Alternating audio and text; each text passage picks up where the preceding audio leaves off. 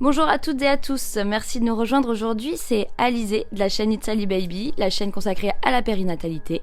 Pour ce second podcast, je suis en compagnie de Virginie, Vivi pour les intimes. Salut. Salut. Tu es coach sportif et donc nous allons parler du sport pendant la grossesse. Je te laisse te présenter un peu. Ouais, alors moi je suis coach sportif, je m'appelle Virginie Talon. J'ai ouvert mon entreprise depuis juillet dernier et j'ai fait pas mal de formations du coup sur le fitness, sur aussi le bien-être de la personne. Et du coup, aujourd'hui, je travaille à mon compte et... Très bien. Est-ce que tu fais du coaching aussi à domicile? Tu vas voir les personnes? Ouais, tout à fait. C'est ce que je fais. Après, je favorise aussi à faire du sport en extérieur quand il fait beau parce que ça fait du bien en fait au moral et surtout de changer, de pas être à la maison. Je me suis rendu compte que mes adhérentes, enfin mes clientes, elles préfèrent faire du sport dehors. Puis la période s'y prête carrément. Ouais, tout à fait. C'est ça, je suis d'accord. Ouais. Ok, ça c'est cool. Et puis pour l'oxygénation, enfin moi c'est ce que ça me parle parce qu'il faut toujours s'oxygéner. C'est un peu pour moi la première alimentation, même avant, on l'oublie, mais avant l'alimentation on va dire nutritionnelle, l'oxygénation on l'oublie un peu trop. Ok, donc aujourd'hui je fais appel à toi pour plus avoir un avis d'experte parce que moi je vais avoir un ressenti, je vais avoir un feeling, une expérience, mais pour autant je suis pas coach sportive et il y a des abonnés qui m'ont demandé le sujet, le sport pendant la grossesse. Donc moi je vais poser des questions plutôt autour de ça et de savoir déjà est-ce que c'est possible de faire du sport pendant la grossesse? Alors oui, c'est possible et je sais très bien qu'il y a peu de femmes qui savent que le sport c'est possible pendant la grossesse et même c'est favorisant pour la grossesse et pour votre corps. Et surtout ça va vous rassurer. Votre corps il va être rassuré mentalement, même physiquement. Et donc après c'est à vous en fait de vous rendre compte à quel stade vous avez besoin en fait de faire du sport. Votre corps il en a besoin et c'est vraiment le principal. Ah ouais. Et alors, il va en avoir besoin pourquoi en fait? Le corps en fait il en a besoin déjà mentalement, ça c'est sûr et certain. Au niveau psychique c'est sûr que quand on est enceinte on a les nerfs qui lâchent et surtout extériorisé par le sport ça fait beaucoup de bien parce qu'on est soumis aux émotions à fond, on sait pas trop ce qui se passe et c'est vrai que ça peut être une soupape. De toute façon déjà même on peut le voir quand on n'est pas enceinte, quand on fait du sport, après une séance de sport on a des hormones qui agissent et l'endorphine qui te calme en fait et c'est trop bien. Ouais, c'est ça. Et puis après, plus physiquement, en fait, votre corps, il a besoin d'être renforcé parce que vous vous rendez compte au bout d'un certain temps, le premier trimestre, que vous avez mal au dos, par exemple, c'est bien aussi de prévenir ce mal de dos, par exemple, de renforcer les lombaires et vos abdos. Vous avez des abdos même enceinte, il n'y a pas de souci, mais renforcer tout ça, c'est hyper important. Du coup, pourquoi pas commencer même avant le premier trimestre, c'est-à-dire en préparation. Et alors moi, je suis grave axée là-dessus, sur avant d'être enceinte, se préparer aussi bien physiquement que psychologiquement. Et le physiquement, du coup, là, t'es bien pour en parler. Enfin, justement, voilà, les lombaires, le dos, tout ce qui est ceinture abdominale, c'est super important. Puis ça évitera aussi tout ce qui est sciatique, parce qu'on sait que la moindre position, ça nous fait mal. On ne sait même plus comment se foutre parfois. Ouais, je suis d'accord avec Et du toi. coup, quel sport pour... Alors, déjà, je vais dire les sports qu'il faut éviter. Tout ce qui va être les sports à choc, il faut vraiment éviter. Moi je suis dans le fitness et le sport à éviter ça va être le body attack, tout ce qui va être vraiment cardio intensif, du HIIT, faut vraiment éviter des choses comme ça. Par exemple le ski, ça va être un sport où on va pouvoir tomber facilement malheureusement. Il y a des sports où... Sport à risque en fait. Ouais, les sports à risque en fait, faut vraiment éviter. Après les sports que vous pouvez faire, tout simplement vraiment du renforcement, de la natation, du yoga, des étirements, la danse classique aussi. Il y a eu beaucoup de femmes enceintes qui ont fait de la danse classique et c'est super. De la danse classique ou de la barre ou comment je sais de la barre, il y a eu beaucoup de barres parce qu'en fait ça recentre beaucoup en fait les hanches et donc du coup c'est super bien pour pour l'ouverture de hanche, je suis à fond là-dessus, c'est carrément. ça. En préparation de l'accouchement. Ouais, ok, cool. Et il y a aussi l'aquagym, ça reprend un peu la natation, mais l'aquagym, ce qui est bien, c'est que ça va vraiment être axé sur le renforcement, mais doux, en fait, comme de la gym douce, et c'est bien. Et aussi, il y a un sport qui m'a étonnée après mes recherches, le tennis. Je pensais pas, mais en fait, le tennis, c'est très bien pour les femmes enceintes. Mais clairement, moi, je pense qu'il faut aussi s'écouter, parce qu'après, on dit pas le ski. Oui, pas le ski, mais une nana qui a l'habitude de faire du ski, tu vois ce que je veux dire, c'est quand c'est ton domaine de prédilection. De toute façon, je pense que ces nanas-là se posent même pas la question, elles le font. Tout à fait. Mais c'est vrai qu'il y a une tendance où il faut éviter les chocs, et puis de toute façon, je pense qu'il y a plein de choses qu'on peut faire, même par exemple avec l'eau. On peut même faire, je sais pas si tu as dit aquabike. Tu peux faire ça. Des choses qui vont atténuer en fait je sais pas comment, bah oui, mais c'est les chocs, on va pas dire autre chose, ça atténue les chocs en fait, et les articulations ça les protège, j'imagine que c'est ça. Et si on devait se baser du coup sur une fréquence sur ces sports là qui sont entre guillemets autorisés pour des personnes qui vont, on va dire, qui sont pas accrues, qui sont de sport, qui font du sport comme ça juste pour l'entretien et qui vont se sensibiliser beaucoup plus parce qu'elles sont enceintes et elles se disent qu'il faut s'entretenir, du coup à quelle fréquence il faudrait s'y mettre? Alors le sport de prédilection, en fait, comme tu disais, un sport passion que vous avez l'habitude de faire, je sais pas, comme de la marche, de la natation, ce qui serait bien, c'est pour les femmes qui sont sportives de base, au moins faire 30 minutes par jour, c'est important, parce qu'au moins, de pas oublier que vous avez fait du sport, vous pouvez continuer à en faire, donc voilà, ça c'est super, et aussi en complément, faire à côté, en fait, du renforcement, tout ce qui va vraiment être axé sur le bas du corps, ou sinon un autre jour où vous pouvez faire le haut du corps, parce que c'est important de travailler tout le corps. Et après, pour les femmes qui sont pas habituées à faire du sport, on incite beaucoup, nous les coachs sportifs et même les médecins, ils incitent beaucoup à faire du sport, mais 15 minutes au début. Voilà, 15 minutes, c'est 15 minutes par jour, tu veux dire? Par jour, Au début, vous pouvez faire 3 fois par semaine, ça peut suffire tout à fait. Et puis après, passer un trimestre, vous pouvez faire tous les jours 15 minutes de sport tous les jours. Et puis donc l'idée, ce serait d'alterner ou de faire les deux, on va dire, entre cardio et renforcement musculaire. Enfin, en tout cas, solliciter un peu plus le cœur par la marche, parce que c'est vrai qu'on n'y pense pas, mais la marche est un sport. Tout à fait. Mais c'est vrai qu'aussi, ce qu'il faut dissocier, je pense, c'est genre la marche de je vais au boulot, de la marche, je prends un temps que pour moi pour aller marcher en extérieur. C'est ça. Parce que souvent, j'entends dire, moi je fais du sport tous les jours, quand je vais marcher, quand je prends les transports, quand je fais ci, je fais ça, je suis toujours en mouvement, en activité. Mais ce qu'il y a, c'est que toi, cérébralement, t'es en activité, tu vas te surcharger, et du coup, c'est pas pareil. Et comme on le disait au début, on a besoin en fait de cet effet hormone qui va t'apaiser sur la fin. Donc c'est important de dissocier vraiment l'activité quotidienne et l'activité extra. Donc, qui est le sport. C'est important de vraiment différencier ça, et surtout, ce qui est extra, c'est mentalement, ça va jouer un coup et ça va vraiment faire du bien, et surtout se déconnecter, de se dire, là, je vais pas au boulot, je vais pas aller faire ma profession, là, c'est juste pour moi, et penser à autre chose. C'est ça, prendre soin de soi, ça c'est carrément important. Et j'imagine une question qu'on pourrait me poser pour les femmes qui n'ont pas l'habitude de faire du sport, et en plus on est dans une période assez compliquée parce que les salles sont fermées, on le sait, tu le sais, comment faire, en fait, comment elles peuvent s'orienter vers des exercices adaptés? Est-ce qu'elles peuvent te contacter par exemple?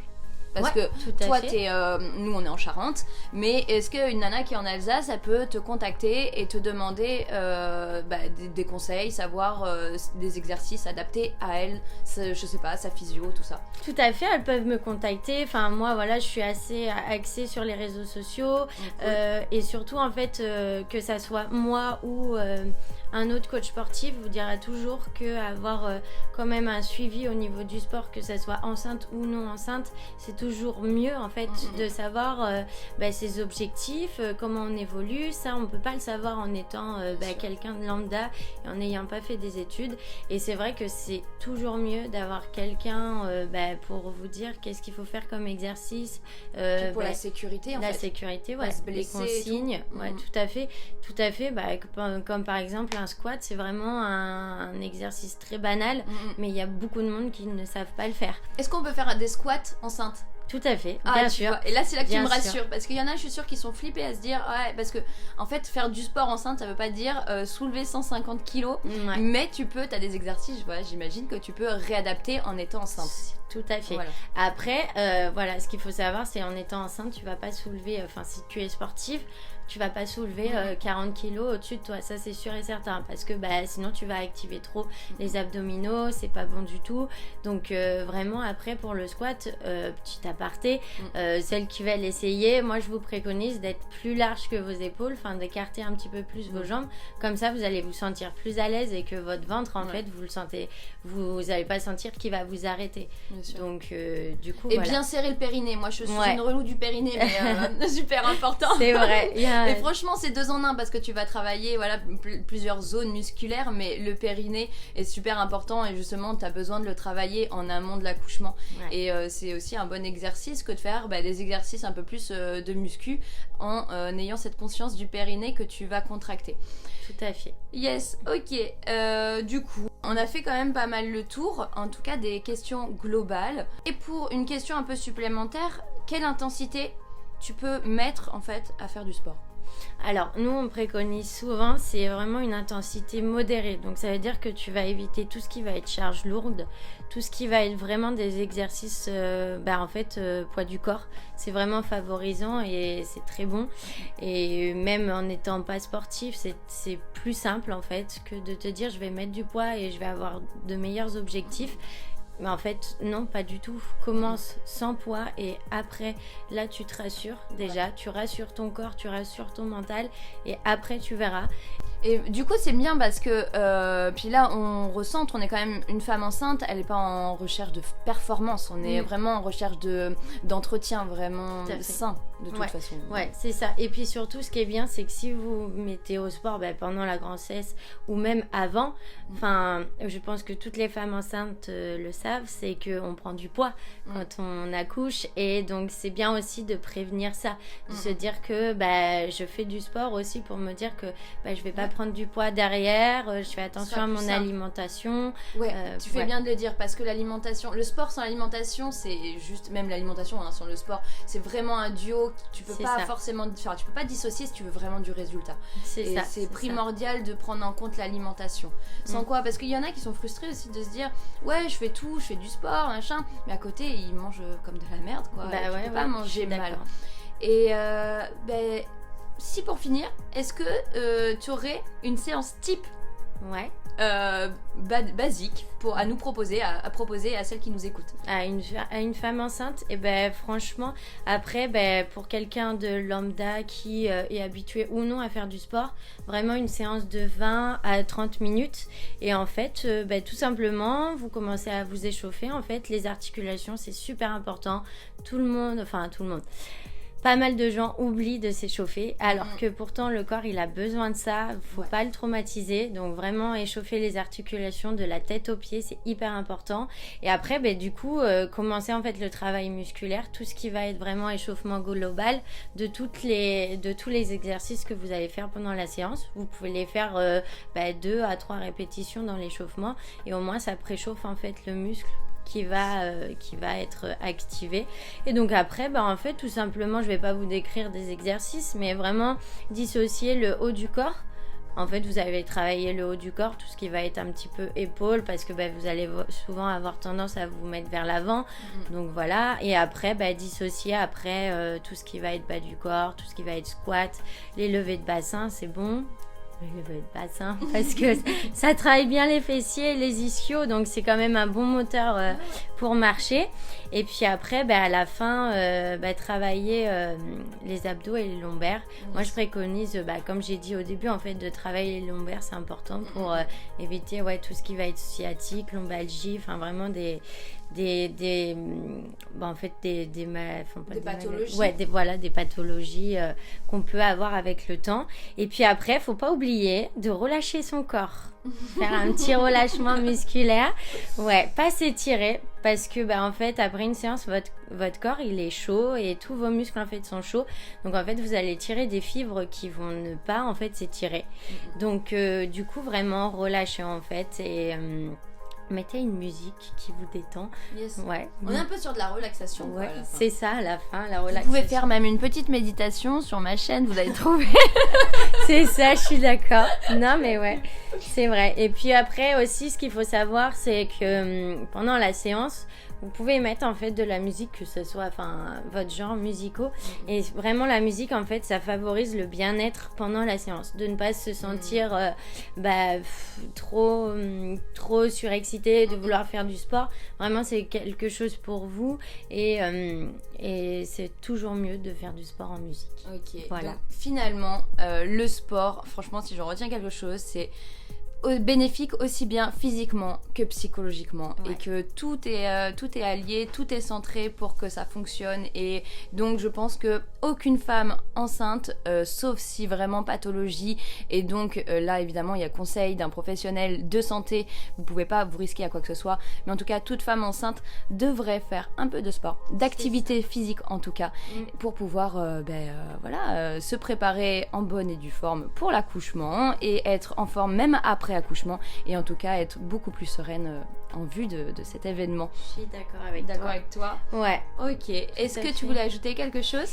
Eh ben, juste pour les effets positifs en fait du sport, ça améliore en fait votre flux sanguin. Vraiment, la circulation sanguine, que vous soyez en fait enceinte ou non, le sport ou le renforcement ou les activités physiques en général améliore le flux sanguin, améliore en fait la qualité du sommeil. Donc, ce qui est important, c'est que vous dormez bien et que vous pensiez à avoir en fait une horaire. Pas une horaire fixe où vous allez vous coucher, mais vraiment avoir une base horaire. Je vais me dire que je vais dormir 7 heures tous les jours. Il faut que je sois couchée et que je fasse 7 heures tous les jours. Comme ça, en fait, votre corps, il est bien. Est-ce qu'on peut faire 7 heures parce que moi je vois, il y en a, ils sont incapables de faire 7 heures, mais est-ce que tu peux faire 7 heures, on va dire sur 24 heures, tu vas en faire un peu la nuit, tu vas faire des siestes la journée si c'est possible évidemment, mais quand tu es en congé mat, du coup tu as plus ce temps-là. Et je pense que c'est important aussi, voilà, cette sieste-là, est-ce qu'elle fait partie de ces 7 heures ? Ah elle peut, oui, elles peuvent faire partie. Après c'est surtout écouter son corps. Ouais, on est C'est d'accord. hyper important. Carrément. Vraiment, écoutez votre corps et puis ça fera toute la différence en fait. Et quelque chose d'étonnant mais que peut-être certaines personnes ne savent, ça contribue aussi à réduire le risque de survenue d'un diabète gestationnel. Ok, super, en tout cas c'est complet, merci d'avoir apporté un maximum de détails pour ces futures mamans. Et j'espère que du coup vous avez pu y trouver votre compte. Et en tout cas, laissez des commentaires si vous avez besoin de détails. Je suis sûre qu'elle se portera garante d'y répondre et je suis sûre qu'elle sera ravie. Tout à fait. Ouais. Et je voudrais juste finir, savoir du coup si elles veulent des conseils et savoir où te contacter. Donne-nous je laisserai le lien dans la biographie, mais donne-nous ton compte Instagram. Ouais. Alors sur Instagram c'est Vivi Fit Dance et en fait mon nom d'entreprise c'est V-Coaching. Donc voilà, en fait je fais du domicile, je fais des cours collectif aussi, si vous voulez, entre copines, en fait, si vous êtes enceinte entre copines, je peux très bien vous coacher en duo, donc voilà, tu pouvez le faire à distance aussi, du coup. Tout à fait, je peux le faire à distance aussi, je fais des visios sur Zoom, l'application Zoom, même sur WhatsApp ça marche, ou même sur Facebook. Sur Facebook, vous pouvez me contacter au nom de Virginie Talon, avec 2 L. Okay. Du coup, voilà. T'es la reine de l'adaptation, génial. Ouais. Bon, mais je te remercie beaucoup. C'est avec plaisir. Et je te dis à très bientôt. Ouais. Ciao. À très bientôt, ciao. Quant à nous, on se retrouve très bientôt dans de nouveaux podcasts. N'oublie pas de t'abonner, d'activer la petite cloche en même temps. Et comme ça, tu seras averti des prochaines vidéos. C'était Alizée de la chaîne It's Ali Baby.